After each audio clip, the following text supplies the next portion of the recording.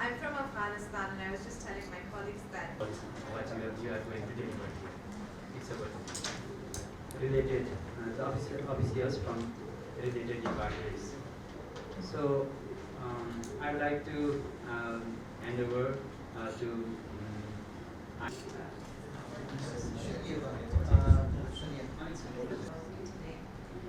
my name is Aisha Hashim. Aziz, who is the Director of South Asia for Policy Trips, to continue to bolster our integrity efforts. We started a transparency tool to ensure there's transparency around political advertisements. And today we want to create a channel between the Election Commission and Meta. Is it working? And Meta, to ensure that there is a direct way through which you can report content to us. I know misinformation, hate speech, disinformation, violence and incitement, fake accounts are things that the Election Commission cares a lot about. Inclusive form through which the government partner can report content to Meta. This is specific to the elections, so this is not something that we have open all the time. But specific to the elections, in the run-up to the elections, we create a channel through which the Election Commission and likely their team can start reporting content to Meta directly through a form. This form will enable you to put directly links that you think are of violating content, select the different issue types, and then send it to us. We will have a global team working on that form as a priority. So they will immediately review, take action on what's being sent to us. And then every quarter we launch a transparency report in which we actually show that these are the things that the Election Commission of Nepal reported to us during these dates, and this is what we complied with. And this is part of our broader transparency efforts to be accountable not just to our government partners, but also to the people of Nepal and of course globally, so that people know that we are committed to doing the right thing for the community here. So today's session is step one in that process. I know that long trainings can be very overwhelming, so we won't do it all today. But today we would like to introduce the form to everyone in this room. You will see what it looks like. You will see how you can use it to report content. This will be step number one. Step number two will be a follow-up training in which we will take you through the details of our policies on content and on ads. It will be a refresher, particularly for people here who are volunteering to monitor social media platforms and may not have had that training in the past. I will pause here for any questions before we dial into Zoom and bring in our team in Singapore, who will be conducting this training for us. No wonder people are looking at me. Thank you. oh, It's okay. Oh, okay. Perfect. For the Nepalese people and the community and the country. Sometimes, as Aisha mentioned, we go through these trainings, and as you go through, you have more questions that come up.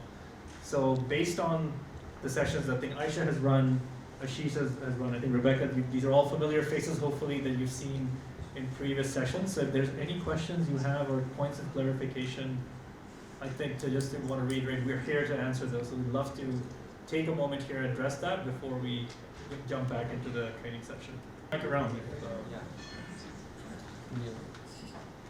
Someone can raise their hand. Yes, yes. again, I'm Sanidam Boris, Joint Secretary here at Supermarket 2.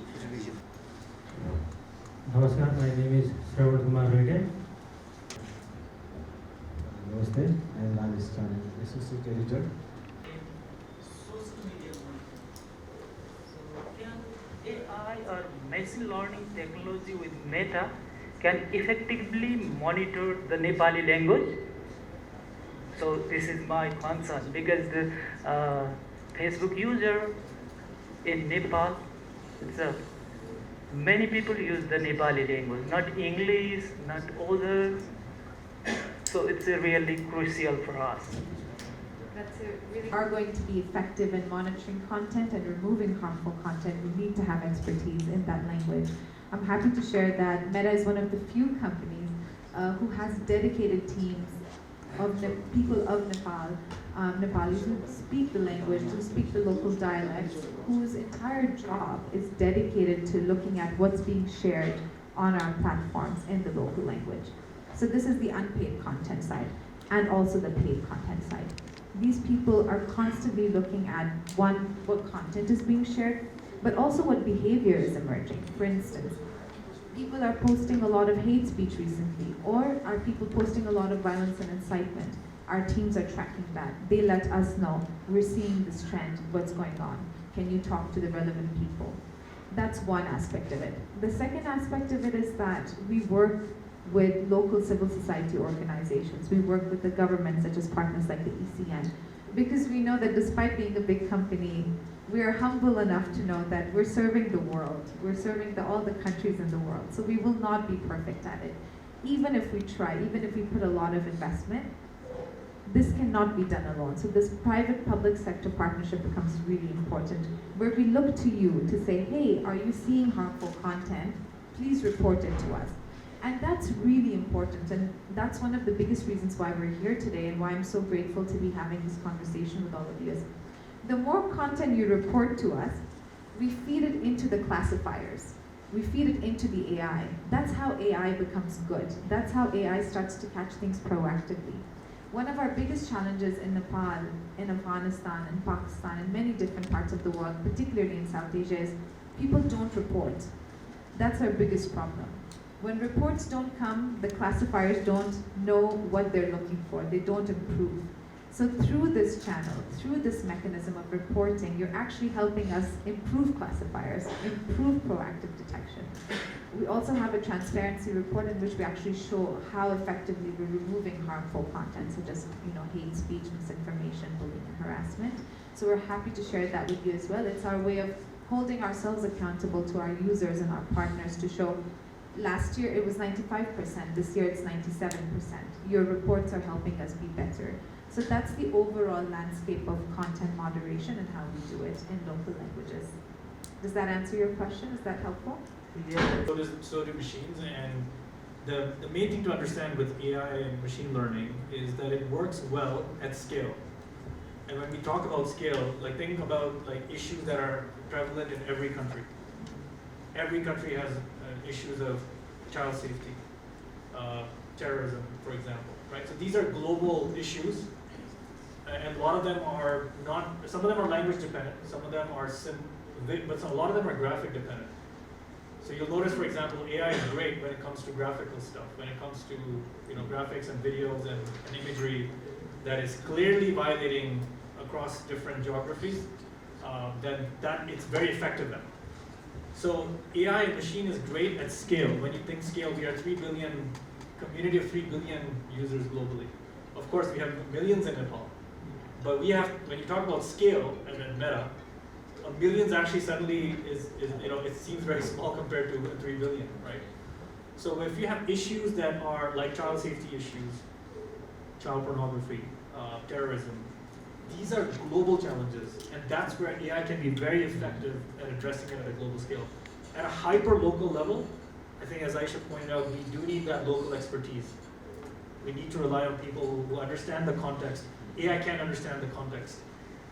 They, like hate speech, for example, can be very context specific, right? And there's just so many different ways of doing it. So we do have policies against hate speech, but sometimes it does take someone who understands the context to say that this is actually hate speech. Same with bullying and harassment, right? And you can see, as Aisha mentioned, if you go to our transparency report, the website is transparency. Millions of data to go through to actually say whether this is actually clearly violating in every single context. Any additional questions, we can switch to the training. Thank you. And for this session, we'll be covering our content request system to understand how you can get on the platform. One to a demo on how the key features will be like. So the first stage will be access. So the access has been designed in a way that once you click on request access, it will open up to this window, and you can enter your email alias on this portal, and you can only choose one issue type for each report. So if you have links to